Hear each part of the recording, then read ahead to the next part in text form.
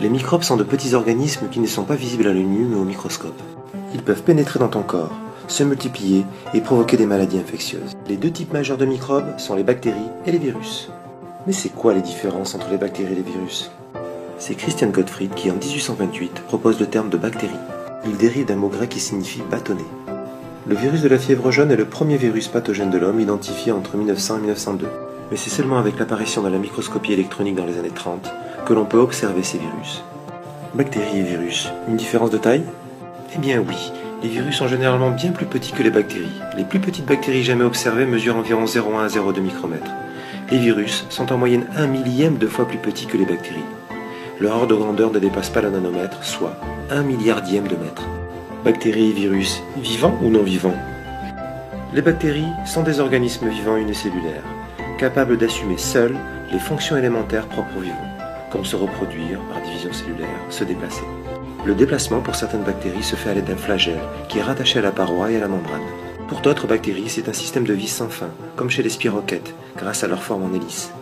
Le virus, lui, ne fait pas partie du monde vivant, car contrairement à la bactérie, il ne respire pas, il ne peut pas avoir de mouvement propre, il ne grandit pas et il ne peut pas se reproduire seul. Bactéries et virus, une différence de structure? Eh bien oui, les bactéries, nous l'avons dit, ne sont constituées que d'une seule cellule. On dit qu'elles sont unicellulaires, dotées d'une membrane cellulaire et d'un matériel génétique, de l'ADN, mais pas de noyau. Les virus ne sont pas des cellules. Ils sont composés d'une coque, que l'on appelle capside, à l'intérieur de laquelle se trouve une petite portion de matériel génétique, soit de l'ADN, soit de l'ARN. Bactéries et virus, une transmission à l'homme identique?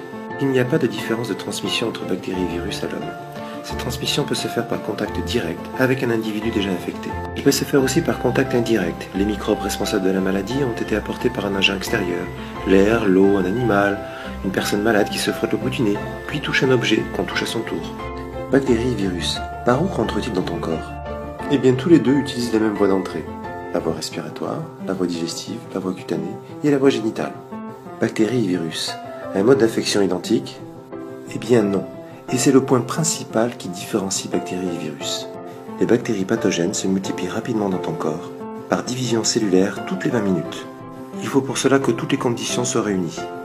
De la nourriture, de l'eau, et une température comprise entre 20 et 40 degrés Celsius, soit la température du corps. En 12 heures, une seule bactérie peut ainsi être à l'origine d'une population de 69 milliards d'individus. Le froid, quant à lui, ralentit ou arrête la multiplication des bactéries, mais ne les tue pas. Les virus, eux, sont des parasites, qui ont besoin d'une cellule hôte pour se multiplier. Les virus se collent à la membrane de tes cellules, ils pénètrent à l'intérieur, puis libèrent leur matériel génétique. C'est ce matériel génétique qui va forcer tes cellules à fabriquer des centaines de copies du virus qui vont s'accumuler à l'intérieur de celles-ci. Et c'est le nombre élevé de copies du virus qui va finir par faire mourir d'épuisement tes cellules ou les faire éclater. Dans les deux cas, les cellules hôtes vont mourir en libérant de nouveaux virus. En quelques jours, le corps est envahi par des millions de virus. Par contre, en dehors de l'organisme, la durée de vie de la plupart des virus n'est de quelques minutes à quelques heures. Bactéries et virus, quels symptômes provoquent-ils? Eh bien, pour l'un comme pour l'autre, c'est de la fièvre, une fatigue et un malaise général. Bactéries et virus, uniquement pathogènes?